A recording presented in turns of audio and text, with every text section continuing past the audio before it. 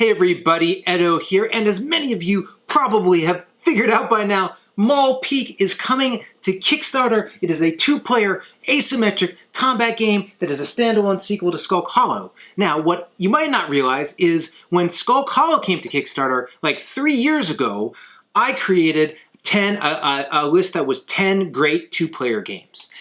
Quite a bit of time has passed. I can link that video, but I was thinking about two-player games a lot as I'm playing this all the time and decided, hey, I should do another one. 10 more great two-player games. So that's what this is. These are 10 games that weren't on the first list, all of which I think you should check out, that are just fantastic two-player games. So no particular order. This isn't top 10 specifically. These are just 10 games and actually a really good range of play. But I will say, there's a lot of area control of different natures in two-player games. I guess that probably makes sense. But so, first up, we have Vi. Vi is a card game. It is a limited deck, pretty small, incredible graphic design, really very beautiful sort of capture control, area control game where you are playing cards to the table and you're creating sets with different cards, think of them almost as suits like hearts or, well, it's more like mountainous region or fire region or whatever. And you're then taking control of areas. And as you're building out, people can go after you and then take back control. And then you have a bunch of ability cards and power cards that let you sort of vie over the area. It's just super small game, really tight, really fun, really interesting. I think it's just a great example of what you can do with just a limited rule set, and it does a really good of expanding play beyond the first set of cards. So, big fan of Vi. Next up is Nanga Parbat. This is by Steve Finn, Dr. Finn's Games. Obviously, or not so obvious, but I've worked with Steve in the past on a variety of projects. But this is one of my favorite games from Dr. Finn's Games. It is two players. We are working our way, sort of working through a mountain. And it's got different regions, different areas, little area controls, but different areas with all different sorts of animals on them, mountain animals. And it's a little like Ultimate Tic-Tac-Toe, but basically like when you go to a place, where I go in that diamond then tells the other player where they're allowed to go. And you're just sort of working to build out your settlements. You are getting animals that give you special abilities, and you're using that to get the most points through a variety of scoring methods. Really pretty, really simple, and just a nice play for two players. Really dig it. Moving along, actually, this one, I look back, I was really surprised. Next up is Hive. Hive was around when I did my original list, and it must have just got edged out because Hive is like a classic, but it's a tile laying game that is sort of a take on a more organic chess where you have your queen bee and you're using different like beetle or grasshopper, different tile layers, black and white tiles where with the animal icons on them where you are basically using different creatures to move in different ways and try to get control of the board. It's abstract strategy with a lot of interesting thematic play. Over the years, they've added more and more bugs, and it's neat. So I certainly recommend Hive, but that's one I'm sure many folks have heard of. Next, I have Krosmaster Blast. Now, there have been a lot of different Krosmaster games, Krosmaster Arena.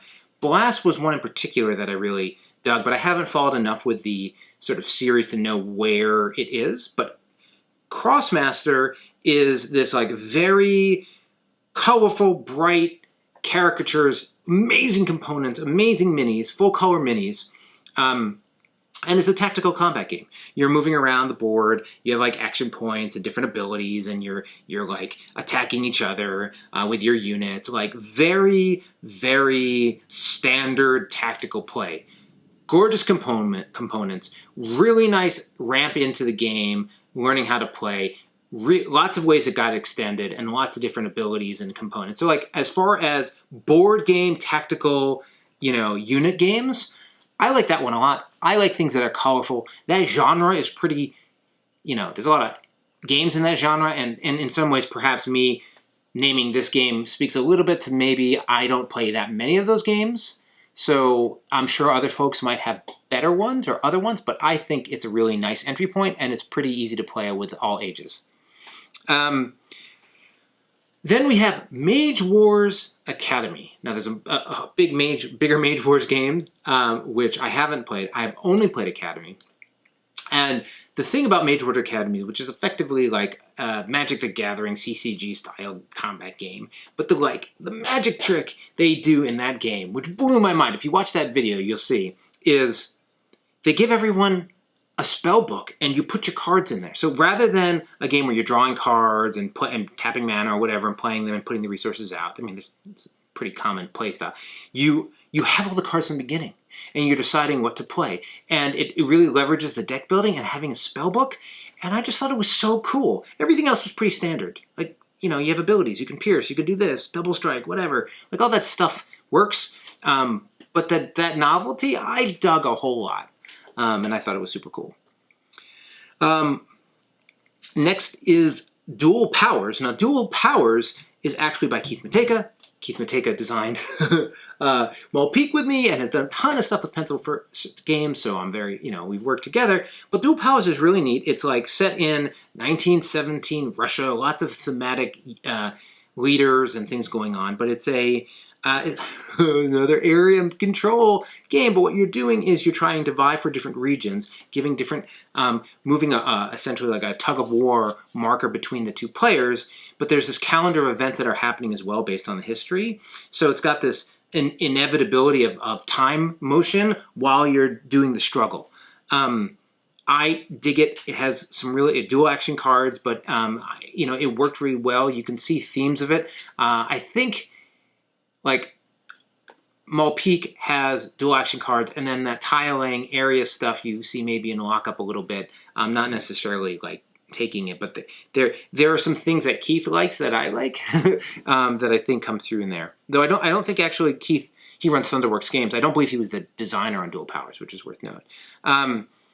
Coming in next, well, not coming in next, but next up is Bridges to Nowhere. This is a small little card game where you are building these long like wire bridges in front of you, and they're like different metal wire patterns you're trying to lay up and match up. But effectively, like you're either building your bridge rather wide, or you can start like double decorating your bridge and building it up and building it across. So it's got some interesting dynamics on like wide or height and multipliers, but otherwise you're just drafting cards from the center against the person you're playing with. Really simple, very like Vi has like a very distinct look to it, but just these are fun games that I feel like you can play with lots of folks, get in and enjoy in that two-player category. And also another one that doesn't feel terribly aggressive. So it's a lot of two-player games are very head-to-head, right? Obviously. So next I have Rivals for Catan. I like this one a lot in particular because it's a nice entry point for people to play two-player games who perhaps came into the hobby through Catan.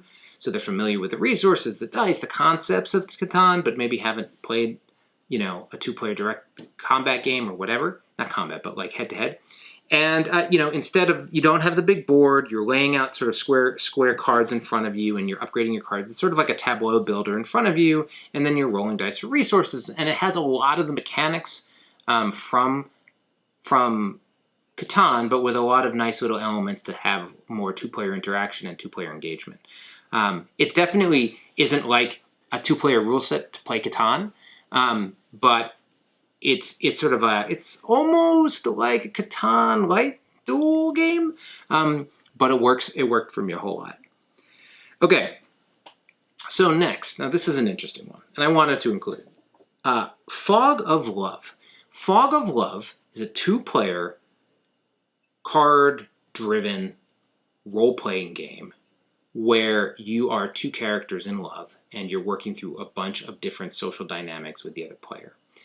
The level of care, I went back and I watched the review, and I've linked them all as we go, but somebody who, the creator had this really, or the team, clear vision of what they wanted to accomplish with this game, and they did it incomplete.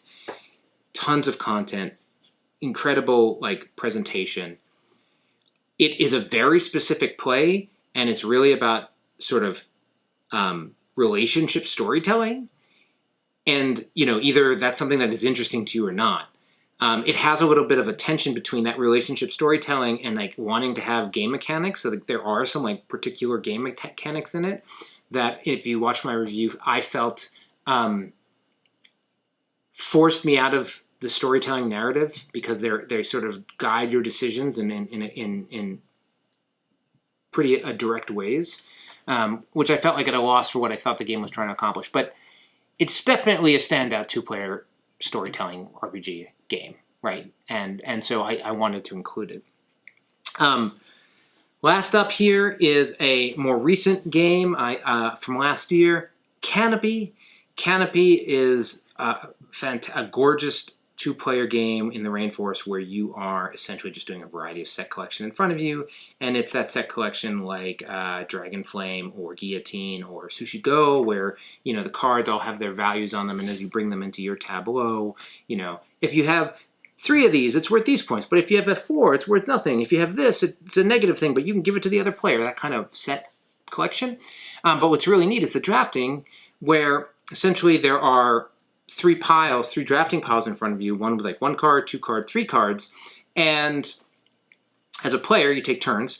You go in and you look at the first pile and you say, it's a little like, not exactly like herbaceous, but it gave me a vibe of it. I look at it and I say, do I want this? Yes or no? If I say no, I put it down, add a card to it, and then look at the next pile. Do I want this? Yes or no? Put it down. If I go all the way through, I get like a 1 extra. But basically, since not all cards are good, like some things are good, some things bad, some things break your set, it's just a really interesting dynamic. There's a whole bunch of other rules in there, and maybe, it's great. Maybe it pushes it on a little bit on the complex side for what it's doing, but I totally dig it and highly recommend it. And yeah, I think these are all great, worth checking out. Even just recently I played a game, Air, Land, and Sea. I didn't add it to this because I posted the video like yesterday or sometime recently, so it didn't seem like worth adding. But that one was a lot of fun too. Really, really fun space, and there really are a lot of different options and dynamics you can get into, but a lot of area control. Area control is a pretty common one. So anyway, thanks for watching. Bye. Hey everybody, Edo here, and thanks for watching Gaming with Edo. Reviews over here on this playlist, League and Insider videos over here on this one. Subscribe, share, all that good stuff. But most importantly, play some great games. Thanks.